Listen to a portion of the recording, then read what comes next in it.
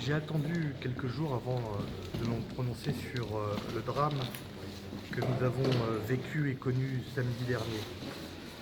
Pourquoi? Parce que, encore aujourd'hui, comme beaucoup d'entre nous, et je pense bien sûr aux journalistes, aux médias, nous sommes encore choqués et l'émotion est encore présente. Et je le dis sincèrement, il n'y a pas une minute depuis samedi où je ne pense pas à Christian Lantenois et à ce qui s'est passé. Et la question que je me suis posée est de savoir ce que la ville de Reims aurait pu faire de plus pour le quartier et afin d'éviter ce drame. Et donc depuis presque une semaine, j'ai voulu reprendre point par point les actions de la collectivité en termes de prévention, d'accompagnement, mais également en termes de sécurité. Parce que s'il y a bien un discours que je ne veux plus entendre et que je ne peux plus entendre, un discours que l'on entend depuis plusieurs années, que nos quartiers, et pas uniquement à Reims, sont abandonnés, sont délaissés. Quelles que soient les majorités, de droite comme de gauche, ce sont des milliards d'euros qui ont été investis dans nos quartiers, et c'est normal, en termes de rénovation urbaine. Mais la rénovation urbaine, c'est une chose. Derrière, il y a l'accompagnement. C'est l'objectif de la politique de la ville, des contrats de ville que nous menons main dans la main avec la Communauté urbaine du Grand Reims, l'État et d'autres institutions. Moi, ce que je veux, c'est assurer les Rémois que la ville est présente partout. Elle fait ce qu'elle doit faire, ce qu'elle peut faire, dans la limite, bien sûr, de ses compétences. Oui, nous travaillons main dans la main avec l'État. Et je veux citer ce dispositif Cité éducative, spécialement à Reims, conçu pour le quartier Croix-Rouge, pour accompagner nos jeunes de la petite enfance jusqu'à l'entrée dans le monde professionnel. Accompagner les familles, c'est-à-dire, je pense notamment aux mamans seules, aux mamans isolées. Je pense également à l'accompagnement des associations qui font un travail remarquable sur le secteur. Et je pense également de toute cette jeunesse.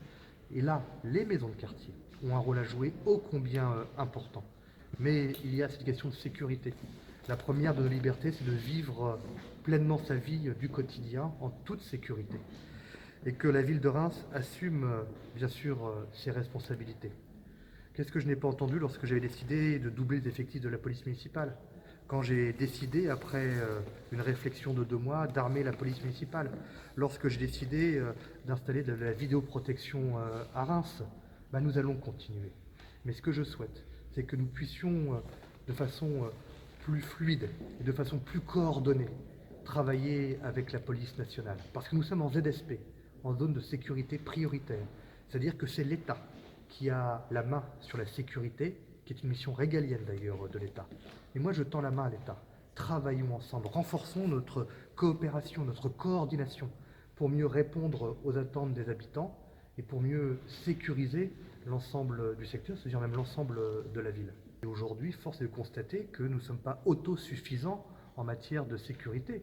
Il y a certes une augmentation de la police municipale, mais que la nationale est peut-être en effectif insuffisant. Moi, je considère qu'en zone de sécurité prioritaire, la police doit être présente 24/24.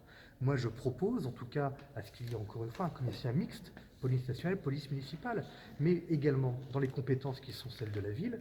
Nous avons travaillé avec Xavier Albertini et Nicolas Roche à un redéploiement de la police municipale. Parce que je crois aussi à une certaine forme de police de proximité. Moi, je comprends la crainte des habitants, leur interrogation. Je comprends aussi la peur. Vous savez, cette ville, je la vis au quotidien. Je suis aussi père de famille et donc j'ai les mêmes inquiétudes, les mêmes interrogations. Et mon job en tant que maire, c'est de trouver les solutions en mettant autour de la table l'ensemble des acteurs nationaux, sur les différentes institutions, pour trouver les solutions et agir.